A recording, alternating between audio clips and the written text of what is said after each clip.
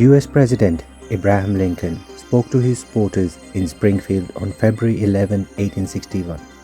He said that I spent a quarter of a century living here. One of my children is buried on the same piece of land where they were both born. He claimed that he was facing a significant problem in Washington and wasn't sure if he would ever come back to this location. At a time when America was crumbling, Abraham Lincoln was speaking. To take the oath of office, he was traveling to Washington. He had to defend both his reputation and his nation. He was president with little experience and he knew it. How did Abraham Lincoln handle the biggest test in American history? What's up everyone and welcome to our YouTube and Facebook channel. If you are watching our channel for the first time, please consider subscribing. And if you like our videos, please give us a thumbs up. This is a second episode of a 3-part video series about complete history of Abraham Lincoln. So let me tell you who was Abraham Lincoln. In 9 days, on February 20th, 1861, President Abraham Lincoln train arrived in Philadelphia. He also addressed his supporters along the road. He wasn't traveling very far to take his oath of office in Washington, D.C. He had to go through Baltimore though. Slavery advocates had this city as their stronghold. Lincoln's security chief informed him that the rebels intended to stab him in Baltimore. The claimed attacker intended to stab Lincoln as he delivered his speech from the train's window. As a result, no one was aware that Lincoln's train had been modified in order to safeguard the next president. Lincoln secretly boarded a different train and arrived in Washington. But no attempt took place in Baltimore on the scheduled train transporting Abraham Lincoln. So, it is said that the security officer in charge of Lincoln was overly cautious. Lincoln was not impressed by these actions, but they did harm to his reputation. He was met by a sizable gathering in Baltimore when the first train pulled in. There were other journalists there. However, Lincoln's followers were disappointed when he did not exit the train. Yet, when news broke that Lincoln had changed train out of concern for his life, they finally received a story. With the aid of this story, pro-rebel publications started to paint Abraham Lincoln as a weak and fearful man. They began creating stories and disturbing drawings that portrayed the elected president as a cowardly leader. They claimed that he changed the train and hid in the seat due to single threat. Someone captured him in cowardly movement of looking out of the train. Someone portrayed him running on his long legs, appearing to be fleeing from danger. He was being viciously attacked by the media. Keep in mind that back then, newspaper was likewise polarized. Those who opposed slavery had a soft spot for Lincoln, and those who favored slavery did not miss an opportunity to make fun of him. In the light of these facts, Lincoln was sworn in under these conditions on March 4, 1861 in Washington, D.C. The ceremony of taking the oath wasn't without risk. As a result, cannons were placed in strategic locations. Lincoln's first inauguration was closely guarded, with snipers posted on rooftops. This was Abraham Lincoln's opening address. His followers expected him to present a plan to stop slavery today. Lincoln himself wished for such a thing. But as he started reading from a handwritten speech, there was no references to ending slavery. On the contrary, he said, I have no intention of interfering in the system of slavery, because legally I have no right to interfere in states' internal affairs. But later he also made empty threats toward the southern states. He continued, my angry compatriots, the matter of civil war is now in your hands. The government never comes after you. However, if you attack, war will break out. The vow you took to overthrow the government is not written in a holy book. However, I have made a very serious pledge to defend America and I will uphold it. Lincoln then entered his office and took a seat. However, those who came to visit him started to question his sincerity because he was joking while sitting in his office. His lack of sincerity upset those who came to see him. He seems to have lost sight of the promise and challenge that led to his election. But this was untrue due to rebel state just in front of him, Virginia. The rebel stronghold across the river was visible from White House window. Richmond, the capital of Virginia, served as rebel base of operations. The president of rebel Confederate States of America Colonel Thomas Jefferson reside in the same neighborhood. Lincoln was now unable to disregard the issue. His supporters and voters urged him on to attack and destroy Virginia and cross the Potomac River. The Union Army, in the eyes of Americans, had no trouble putting down the rebels. Lincoln, however, did not want to start the conflict first. He was watching for a misstep from the rebels.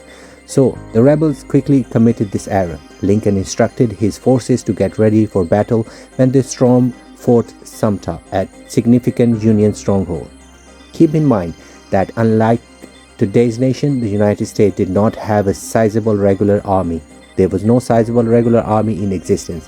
When necessary, numerous nations at the time, including the United States, would recruit young individuals. 75,000 young individuals were hired for 3 months under Lincoln's directive. They received quick instructions. The war preparation had now begun. From the start of the war, it was obvious that Lincoln had more influence in northern states because of the 23 states in north and their size. On the other hand, there were just 11 southern states. The northern state had also many factories that they could produce any number of weapons. However, the rebels did not possess many factories. The population of northern states was 22 million. Because of this, they were able to increase army's enrollment. However, the rebel state had a population of 9 million, including 4 million black slaves, who were dangerous to southern states and hated their rulers. Yes, there was one area where the rebel actually outperformed Lincoln. That was their president acting like an experienced soldier. In time of war, this is crucial. A skilled military officer, Jefferson Davis, served as the president of Confederate States of America. He had participated in Mexican War and achieved victory. Therefore, July 21st, 1861 was a momentous day in this context. Irvin McDowell, Lincoln's commander, was given the order to attack Virginia, which was held by the rebels. The way the attack was planned was like a show for Americans. There was only one river dividing them since Virginia was in front of Washington. On the day of battle, people in Washington gathered on High Point to observe the battle as the Union troops were about to invade Virginia. It appeared as though they were camping for a picnic rather than going to observe a war because they were wealthy, arrived in chariots, and even had food and beverages. The same thing occurred to young American soldiers. They were thrilled and felt heroic as they entered the battlefield. 90% of them were unaware of horrors of war. Therefore, the young American army under General Irvin McDowell lost confidence when it faced real ammunition on the battlefield as it crossed the Potomac River. Their brains were completely blown away by the battle's noise, the cannons blazing fire, the bodies streaming blood, and the cries of the injured. Therefore, there was panic among the picnickers after these young men fled the battlefield. They are all rushed to the chariots, and many of the chariots fell apart as they did so. They abandoned their picnic supplies, barely made it home, and took cover in their homes. This conflict is known as Battle of Bull Run. That night, Lincoln had trouble falling asleep. He was doing in-depth interrogation of the returnees.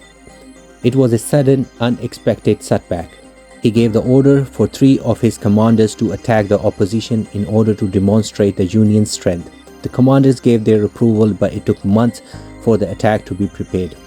Lincoln was starting to believe that although his generals looked excellent in their uniform, they lacked any unique fighting abilities. He was aware that the conflict could not be left solely in hand of generals. For every obstacle, a new man is required, and Lincoln underwent a personality shift. He requested numerous military strategy books from the library and read each one individually. After all, he had already done the same. He learned about advocacy and Shakespeare in this way. He theoretically became a general. He then met his commanders to make war plans. Commanders were fired if they did not follow his order. First, he fired Winfield Scott, his chief of staff, because he no longer had the will to fight. He then fired General Irvin McDowell, who had lost the Battle of Bull Run. Throughout the war, he also dismissed or retired a number of officers. With each passing day, the war grew worse. The Union Army occasionally assaulted and occasionally defended important locations in the southern states. There have been days when thousands of Americans have died in a single day. The blood was pouring out like water. Lincoln now believed he required absolute power so that he could make major decisions without constantly needing Congress consent. He was given this power by Congress.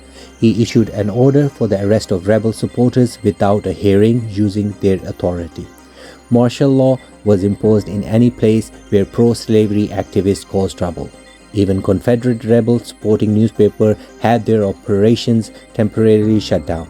Lincoln had now gathered the commanders of his choice to be around him. The U.S. fleet surrounded the southern state on his orders.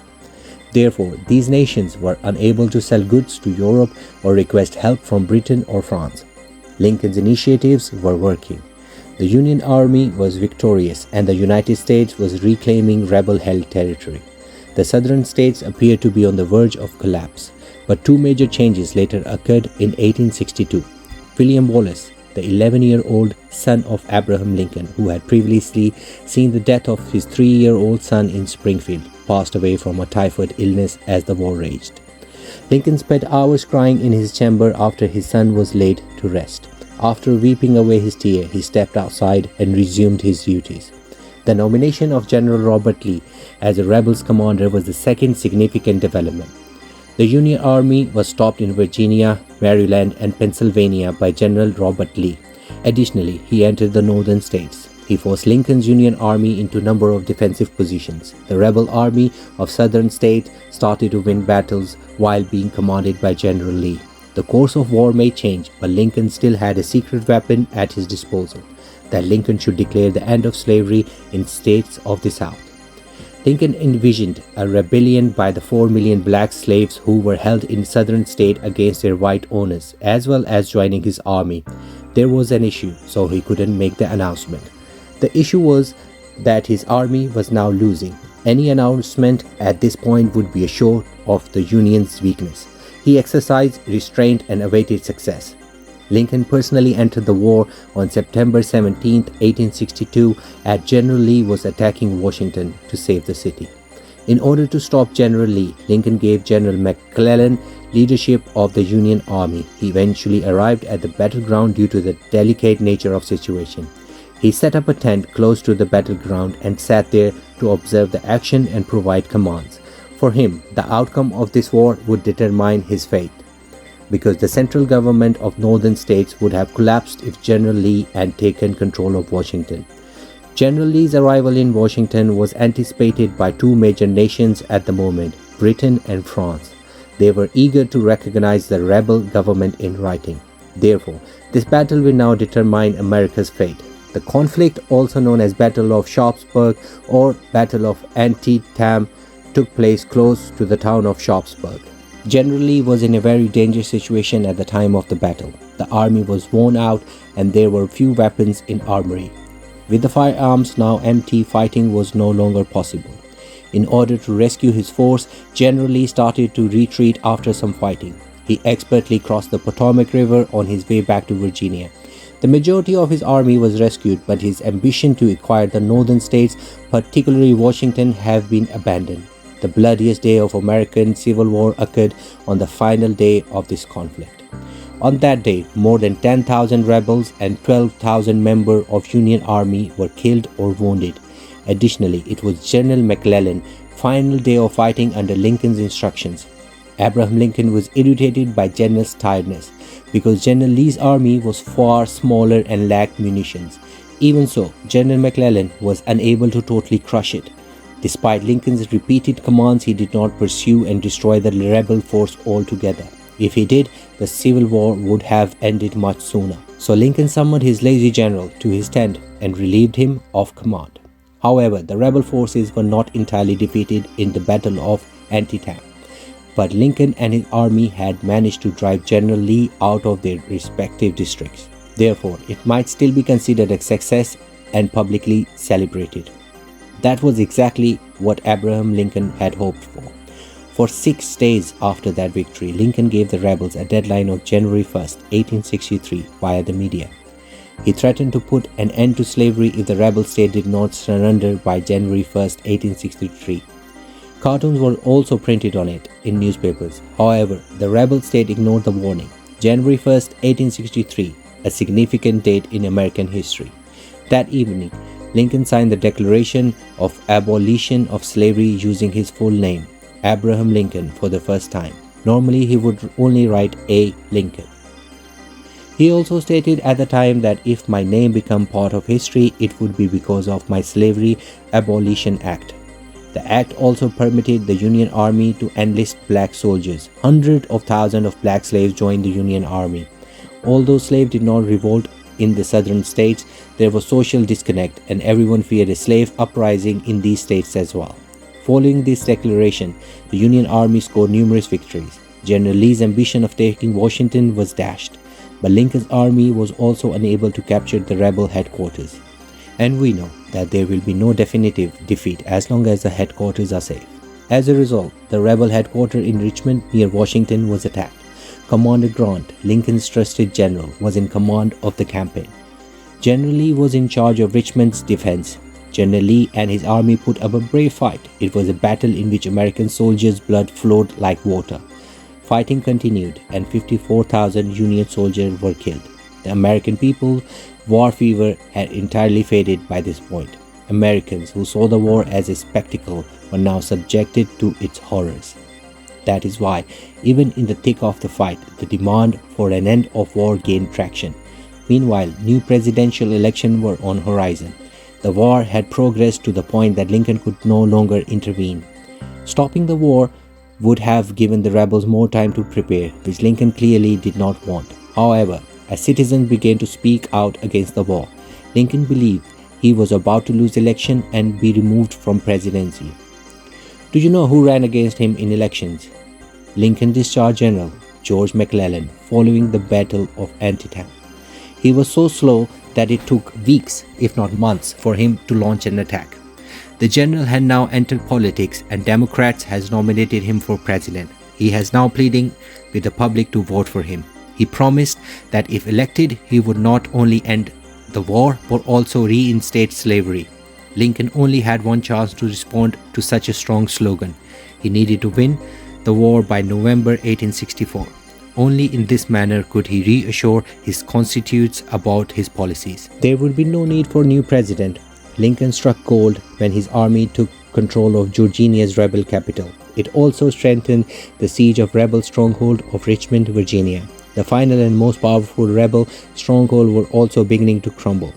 This was the announcement of Lincoln's victory. Prior to election, public opinion in the United States backed Lincoln once again. The general, who was slow in war, fell behind Lincoln in politics. Lincoln received 212 electoral votes, while General McClellan received 21. After winning the election, Lincoln used a constitutional amendment to end slavery throughout the United States. In January 1865, 37 years after his initial visit to New Orleans, his wish came true. He was a minor employee on a small boat at the time. Because the difficulty with dreams is that they come true, it is stated that they must be seen. Within a month of Lincoln's second inauguration, the insurgent influence has decreased. The American flag began to fly again over the rebel states, one by one. But it was critical to take capital Richmond. The victory was incomplete unless Richmond was conquered. Richmond was again restored to Union on April 3, 1865. 6 days later, on April 9, 1865, General Lee surrendered to General Grant. Jefferson Davis, the rebel government's president, who also jailed a month later. The Civil War in the United States concluded after 4 years, with 600,000 people killed in the war. But Lincoln now had to make another difficult choice. He had to decide how to deal with the rebels. It was decided on April 11, while Lincoln was addressing a crowd from the White House balcony. He was holding tiny notes. On his notes, he had written down the key element of his speech. After reading each message, he threw it down. His 12-year-old kid sat near his feet and listened carefully. A voice could be heard among the crowd. What should be done with rebels? It was answered by another voice. Hang them. Hang them. Lincoln was about to say something, but his son suddenly rose and shouted. He said, "No, we must hang on to them. That means we should keep them with us." Lincoln's son, Ted, had represented his father well. Abraham Lincoln also wanted amnesty for all the rebels. He wanted to control the bitterness between states, so all the rebel soldiers and politicians were pardoned. Even brave rebels were given their due honor. The southern states were allowed to build their memorials and monuments. The war was over, but this war destroyed Lincoln's health. The death of his 11-year-old son was also painful for him. His wife had become a psychotic patient after the death of his two sons. Her behavior with Lincoln and other staff members of the White House was so rude, but Lincoln always remained silent on this issue. A photograph of Abraham Lincoln was taken at the end of the war. The photograph showed that he had grown much older during the 4 years of war. It was coincidence that the camera glass cracked while taking the picture. Then its inverse was broken. These were the days when Lincoln had a dream. He saw that people were crying in the White House. What was the dream? Who murdered Lincoln and why? What happened to his killers? Why Lincoln's bodyguards could not save him? Why was Lincoln's body removed from his resting place? Is Lincoln really buried in his tomb? We'll show you everything in the next and final episode, which you can watch by clicking here.